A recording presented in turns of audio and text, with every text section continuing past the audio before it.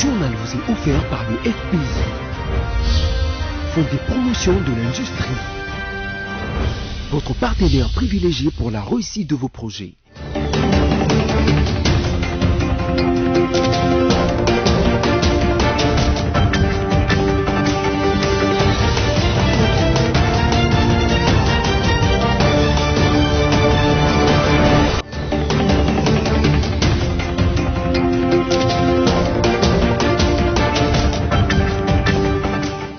C'est l'heure de vous informer tout de suite les titres de l'actualité de ce journal. Sommet France-Afrique, le chef de l'État congolais, président en exercice de l'Union africaine, Félix-Antoine Tshisekedi, a échangé ce mardi 27 avril à Paris avec son homologue français Emmanuel Macron. Le Premier ministre Samalou Kondé a officiellement pris ses fonctions ce mardi 27 avril à la primature. C'était à l'issue de la cérémonie de remise et reprise qui a eu lieu entre lui et son prédécesseur Sylvestre Ilunga Ilunkamba.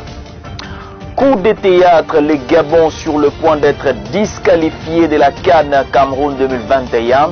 Les léopards de la République démocratique du Congo pourraient être présents à la phase finale de la Coupe d'Afrique des Nations qui se jouera en juin 2022. Après les titres, place au développement, mesdames et messieurs, bienvenue. Le président congolais et président en exercice de l'Union africaine, Félix-Antoine Tshisekedi, séjourne à Paris en France. Ce mardi, il a échangé avec son homologue français Emmanuel Macron sur les préparatifs du sommet France-Afrique, notamment au sujet du financement des économies africaines suite à la pandémie de la Covid-19. Suivez. Et donc c'est un sujet que nous allons aussi traiter avec le président Tshisekedi, car il est à mes yeux au cœur de l'agenda des prochains mois et des prochaines années. Pour toutes ces raisons, cher Félix, cher président, merci d'être à Paris aujourd'hui. Et encore bravo pour les succès obtenus dans ton pays et sur le continent. Merci, président. Merci beaucoup, monsieur le président, cher Emmanuel, merci. Merci de me recevoir si rapidement à Paris pour parler des choses que vous avez entendues. Sur le Tchad, nous avons parfaitement le même entendement. Il faut très vite revenir à l'ordre démocratique. Je reste dans la droite ligne de ce que j'ai dit dans mon discours à N'Djamena. Nous soutenons évidemment la stabilité actuelle, mais à condition qu'ils aillent très vite vers la consolidation de la démocratie, des institutions démocratiques. Pour le reste, nous parlerons Afrique aujourd'hui, mais aussi dans quelques semaines. L'Afrique qui a lancé sa zone de libre-échange continentale, ce vaste marché commun que nous voulons à l'image de celui d'Europe et sur lequel nous comptons sur nos partenaires traditionnels afin de nous accompagner dans cette grande aventure qui va être nécessaire pour le bonheur de notre continent. La paix, bien évidemment, reste au centre de nos préoccupations. Au niveau africain, nous avons cet objectif de faire taire les armes.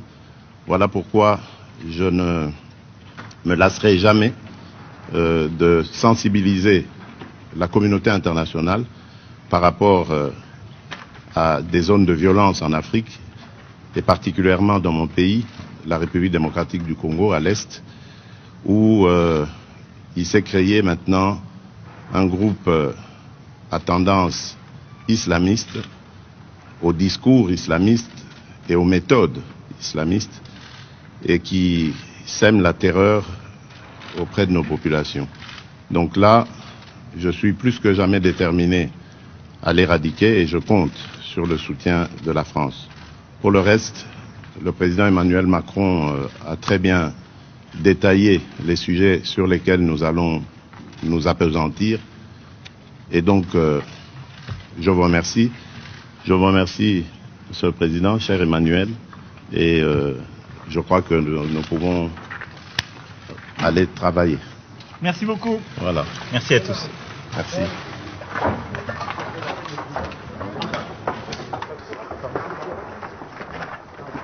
Le Premier ministre Sama Lukonde a officiellement pris ses fonctions ce mardi 27 avril. C'était à l'issue de la cérémonie de remise et reprise qui a eu lieu entre lui et son prédécesseur Sylvestre Ilunga Ilunkamba, qui a dirigé la primature du 7 septembre 2019 au 28 avril 2021. On écoute tour à tour Sylvestre Ilunga Ilunkamba et Jean-Michel Sama Lukonde. Je voudrais une fois de plus vous réitérer mes félicitations à cette occasion solennelle où nous faisons la remise-reprise. Mes félicitations pour votre nomination en tant que Premier ministre chef du gouvernement de la République démocratique du Congo. Et je suis certain que vous avez les capacités pour mener à bien les fonctions qui vous sont confiées. Vous êtes jeune, mais comme disait l'autre, aux âmes bien nées, la valeur n'attend pas les nombres des années. C'est pour ça que je vous souhaite une fois de plus bonne chance. Tout ce que vous pouviez faire, poser comme acte, bon ou mauvais, aura un impact sur la vie du peuple congolais, sur la vie de nous tous. C'est pour ça que nous devons vous accompagner dans le travail que vous faites, puisque les premiers bénéficiaires, c'est le peuple congolais, c'est nous tous tels que nous sommes là. Bonne chance et merci. Merci pour les félicitations et merci pour les exhortations.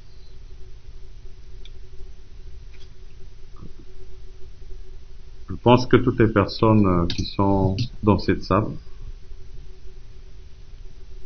vous connaissent d'abord comme un intellectuel, une personne de grande valeur, mais surtout une personne sage.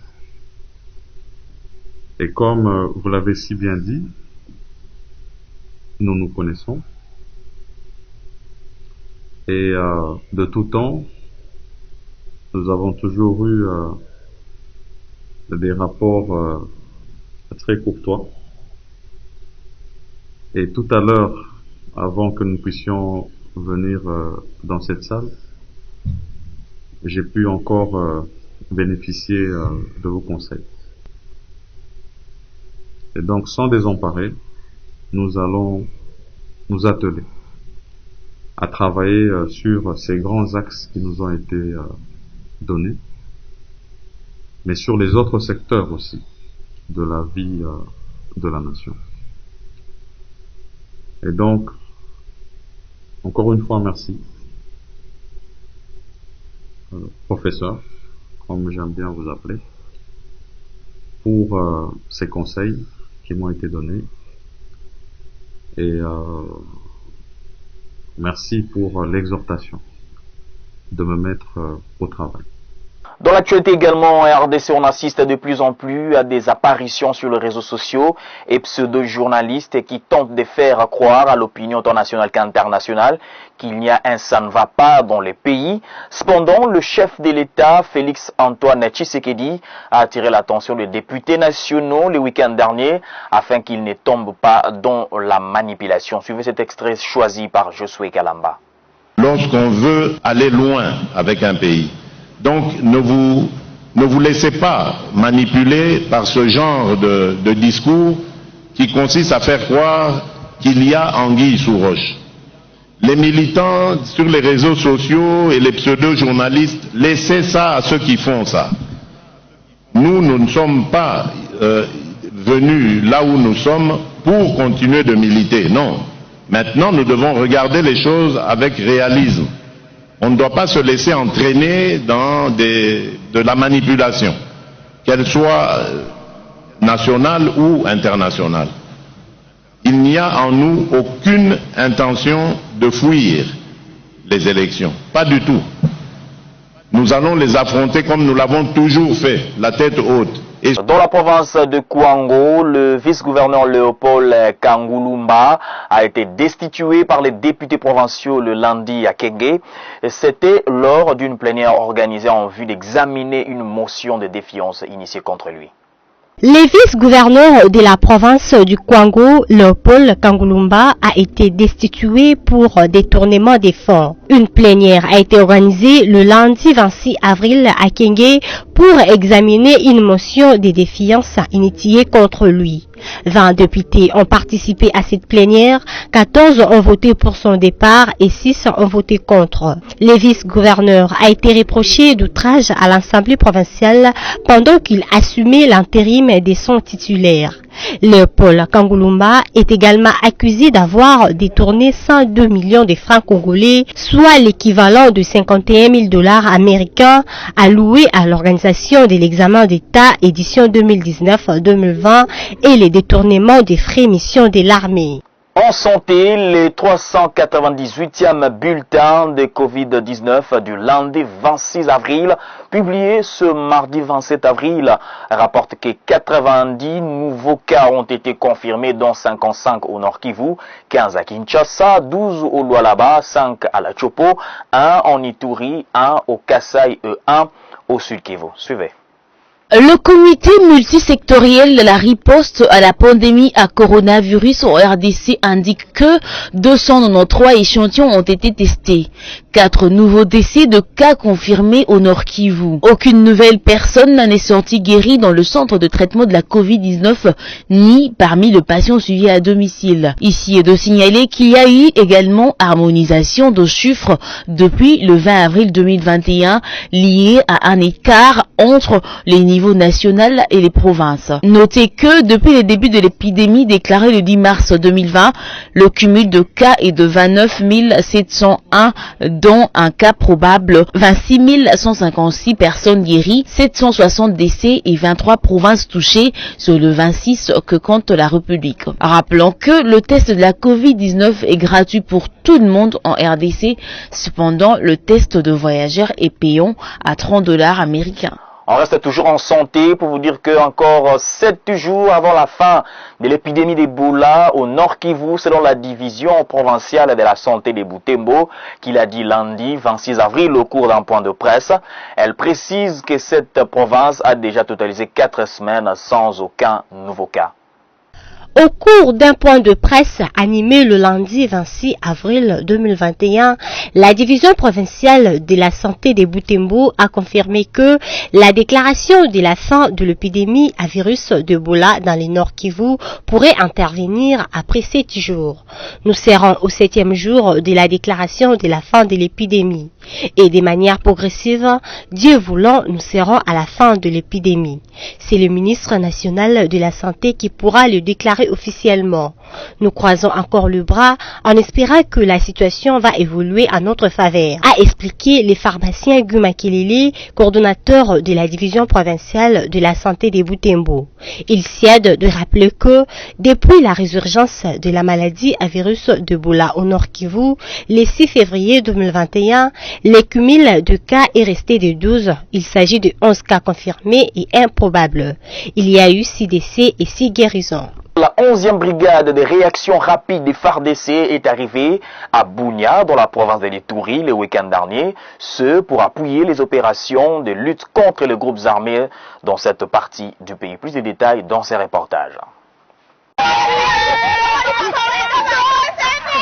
Sourire aux lèvres et le visage rayonnant de joie. C'est l'expression observée aujourd'hui au sein de la population iturienne dès l'entrée de la 11e brigade commando des réactions rapides. Papa, je suis contente, j'ai vu le militaire arriver. C'est un grand sentiment de joie qui m'anime. C'est sur instruction du commandant suprême que les forces armées sont à la phase de déploiement avec de nouvelles unités pour sécuriser davantage la population, ainsi éradiquer l'insécurité. Le chef de l'État et commandant suprême des forces armées a répondu aux cris de détresse de sa population dans la province de l'Ituri. Je demande à tous de bien se tenir parce que notre riposte sera impitoyable et nous jusqu'à l'éradication totale de cette violence à l'Est. C'est le sens de l'arrivée de la 11e brigade de réaction rapide en déploiement ici à Bunia. Dans un autre sujet, à Kinshasa, les agents de Transco réclament leur salaire impayé depuis 7 mois. Ils n'ont pas été payés, même pas les primes. Ils dénoncent le non-respect de leurs droits et la situation de plusieurs anciens bus et nouveaux sont garés depuis plusieurs mois pour de pannes mineures. Les gestionnaires de cette société ont reconnu que Transco connaissait plusieurs difficultés dues à la crise de la Covid-19. Les dénonciations des agents ont été relayées la semaine dernière par l'Association pour l'accès à la justice. Son président a adressé une correspondance au directeur général de Transco avec copie réservée au chef de l'État ainsi qu'à l'inspection générale des finances pour une meilleure gestion de cette entreprise. Certains chauffeurs dénoncent aussi la privation de leurs droits tels que celui relatif au congé annuel. Selon Nicole Onyante, chargée de la communication des Transco, les agents qui ont besoin de congés peuvent faire une demande au niveau du chef personnel. En sport, les Panthères du Gabon sont sous les coups d'une disqualification à la Coupe d'Afrique des Nations 2021. En effet, les Gabons auraient falsifié la nationalité de Gaylor Kanga, qui est d'origine congolaise, n'ayant pas été saisis pour un changement de nationalité plutôt des joueurs. La RDC s'est engagée dans une poursuite judiciaire contre les Gabons. Des précisions dans cet élément. C'est une traînée de poudre. La rumeur circulait sur une affaire dite de falsification de la nationalité du milieu de terrain des Panthères, Gaylor Kanga. Les autorités de la Fédération congolaise de football, réunissant quelques documents sur l'identité originale du joueur, ont décidé d'interpeller en justice celle du Gabon au fin de fournir le preuve des changements de nationalité de Gaylor Kanga. Selon le preuve brandie par la partie quinoise, le joueur est né à Kinshasa le 8 octobre 1985. Mais sur le papier officiel actuel, le milieu offensif des Panthères, Gaylor Kanga, est né officiellement le 1er septembre 1990 à Oyem au Gabon et aurait fraudé. Cependant, le joueur en question est originaire de la RDC et s'appelait Kyaku Kiang. En clair, il est né au Congo d'un père congolais et d'une mère congolaise et l'un de ses voyages au Gabon, il a changé son identité en prenant comme nom les patronymes de son père adoptif gabonais et a également modifié son âge afin de porter les maillots gabonais. Selon le journaliste gabonais Freddy Koula, la Fédération gabonaise de football n'aurait pas fourni les preuves d'un changement formel des nationalités du joueur lors de son audition le samedi 17 avril dernier. Ainsi, la sélection gabonaise de football risque de manquer la prochaine CAN malgré une belle qualification sur les rectangles verts. La CAF pourrait sanctionner l'équipe des Panthères dans les prochains jours dans cette affaire. La sanction pourrait être une disqualification de 2 prochaines CAN selon les dispositions du règlement de la compétition. En cas de disqualification des Panthères, ce sont les Léopards de la RDC qui seront d'office qualifiés étant classés 3e du groupe des éliminatoires derrière l'équipe du Gabon. Ne nous quittez pas, la revue de presse, c'est dans un instant.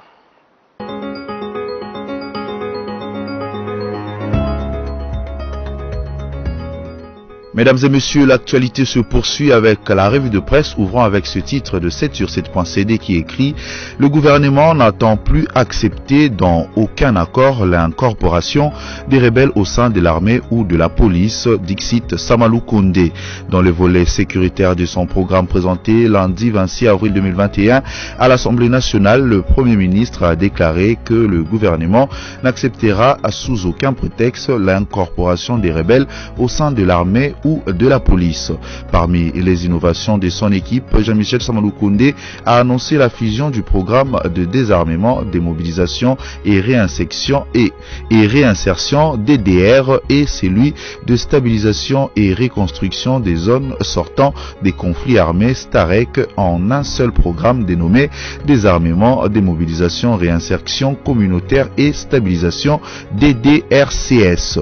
Le gouvernement annonce que le programme de désarmement, démobilisation et réinsertion DDR et celui de stabilisation et de reconstruction des zones sortant des conflits armés STAREC qui vont fusionner en un seul programme dénommé désarmement, démobilisation, réinsertion communautaire et stabilisation DDRCS, non seulement pour plus de cohérence mais aussi et surtout pour parvenir plus efficacement à une réinsertion holistique des démobilisés vers des activités économiques et d'intérêt public loin du métier des armes, et c'est là à travers notamment une série de formations professionnelles.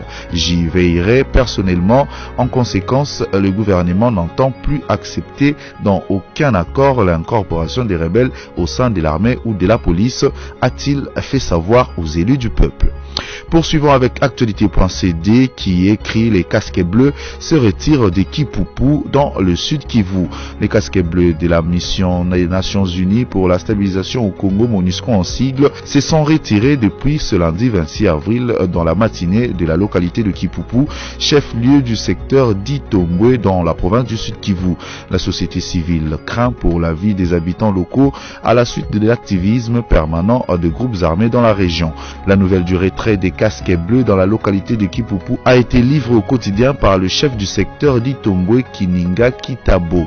Il indique que le moment n'est pas propice pour que les casquets bleus se retirent de ces milieux. La MONUSCO vient de vider sa base depuis ce matin, lundi 26 avril 2021 à Kipupu. Ils nous disent qu'ils ne connaissent pas la raison parce qu'ils ont fait qu'obéir à l'ordre qui vient de leur hiérarchie. Nous nous demandons pourquoi cette décision alors que nous vivons une grande insécurité ici à Kipupu.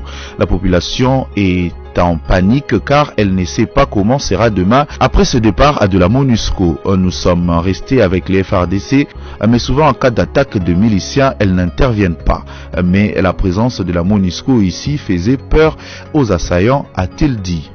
Et puis Radio Okapi.net pour terminer, les lignes maritimes congolaises veulent s'implanter au sud Kivu. Les lignes maritimes congolaises LMC veulent implanter leur succursale au sud Kivu en ouvrant de nouvelles lignes et en construisant de ports secs.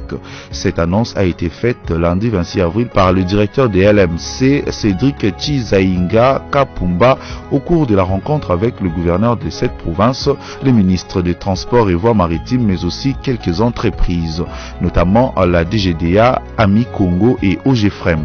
Après cette réunion des prises de contact, l'entreprise LMC espère le début de l'implantation dans un futur proche. Cette délégation effectue une mission de 11 jours dans l'est de la RDC. Après le nord et sud Kivu, la mission de ligne maritime congolaise se terminera dans la province de l'Ituri. Voilà tout pour ce soir, mesdames et messieurs. Au revoir.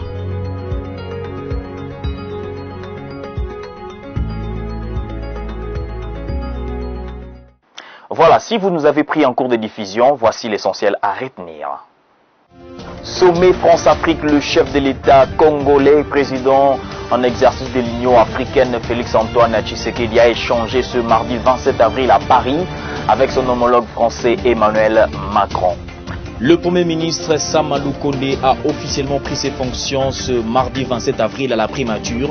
C'était à l'issue de la cérémonie de remise et reprise qui a eu lieu entre lui et son prédécesseur Sylvestre Ilunga Ilunkamba.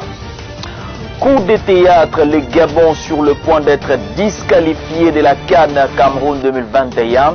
Les léopards de la République démocratique du Congo pourraient être présents à la phase finale de la Coupe d'Afrique des Nations qui se jouera en juin 2022. Ce journal est terminé. Merci de l'avoir suivi. L'actualité reste en continu sur votre chaîne. Restez avec nous.